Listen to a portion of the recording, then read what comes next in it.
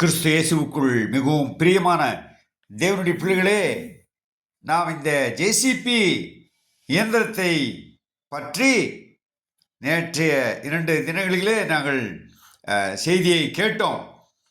இந்த ஜேசிபி இயந்திரத்தை பற்றி நமக்கு நன்றாக தெரிந்ததனால் இப்பொழுது அது புழக்கத்தில் எல்லா இடங்களிலும் அதை வேலை செய்வதனால் நாம் பார்த்ததினால் அதை சொல்லுகிறோம். ஆனால் இதை பார்ப்பதற்கு முன்பு, இந்த இயந்திரம் வருவதற்கு முன்பு மக்கள் எப்படி வேலை செய்தார்கள்? உதாரணமாக, உதகையிலிருந்து மேட்டுப்பாளையம் வரை ஒரு சாலை இருக்கிறது மற்றும் புகைவண்டி போகக்கூடிய அந்த ரோடு இருக்கிறது. எப்படியெல்லாம் அதை கஷ்டப்பட்டு செய்திருக்கிறார்கள். அக்காலத்திலே மனிதர்கள் தங்களுடைய முயற்சியினால் தங்களுடைய எல்லா முயற்சியும் எடுத்து அதை செய்திருக்கிறார்கள். எவ்வளவு கஷ்டப்பட்டிருக்கிறார்கள், எவ்வளவு இன்னல் துன்பங்கள் அனுபவித்திருக்கிறார்கள், எத்தனை பேர் மரித்திருக்கிறார்கள். இவையெல்லாம் நாம் யோசித்திருக்கிறோமா? இப்பொழுது நாம் லகுவாக எளிதாக நாம் போகிறோம் வருகிறோம்.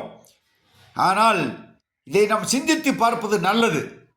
பழைய காலத்து மக்கள் இந்த இயந்திரங்கள் வருவதற்கு முன்பு தங்கள் சொந்த கைகளாலே வேர்வை சிந்தி வேதனைப்பட்டு நமக்காக இப்படிப்பட்ட காரியங்களை செய்திருக்கிறார்கள். இதே போலதான் சுவிசேஷனுடைய வேலையும் இருக்கிறது என்பதை நாம் அறிய வேண்டும்.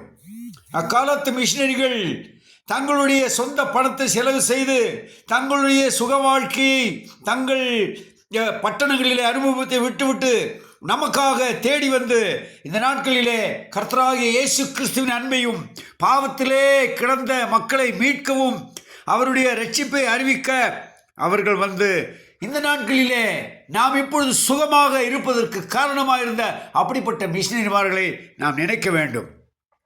பழைய ஏற்பாட்டிலே ஏசாயா தீர்க்கதரிசி புஸ்தகத்தில் 52 அதிகாரம் 7 வசனம், சமாதானத்தை கூறி நற்காரியங்களை சுவிசேஷமாய் அறிவித்து ரட்சிப்பை பிரசித்தப்படுத்தி உன் தேவன் ராஜரிகம் பண்ணுகிறார் என்று சியோனுக்கு சொல்லுகிற சுவிசேஷகனுடைய பாதங்கள் மலைகளின் மேல் எவ்வளவு அழகா இருக்கிறது.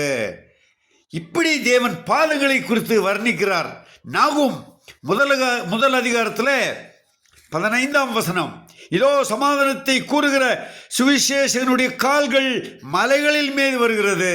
அருமையான தேவனுடைய பிள்ளைகளே, அவர்கள் தங்களுடைய சுகவாழ்வை விட்டு மலைகளில் மேல் ஏறி குன்றுகள் மேல் ஏறி கஷ்டத்தை அனுபவித்து குடிசைகளிலும் வீதிகளிலும் சுவிசேஷத்தை அறிவித்ததினால் இன்று நாம் இருக்கிறோம். அதைத்தான் அப்போஸ்தலனாகிய பவுல் ரோமருக்கு எழுதின நிருபத்திலே 10 அதிகாரம் 15 வசனம் இப்படி சொல்லப்பட்டிருக்கிறது. அனுப்பப்படாவிட்டால் எப்படி பிரசங்கிப்பார்கள்? சமாதானத்தை கூறி நற்காரியங்களை சுவிசேஷமாய் அறிவிக்கனுடைய பாதங்கள் எவ்வளவு அழகானவர்கள் என்று சொல்லி பாதங்களை வர்ணிக்கிறதை நாம் பார்க்கிறோம். இது மிக மிக முக்கியம்.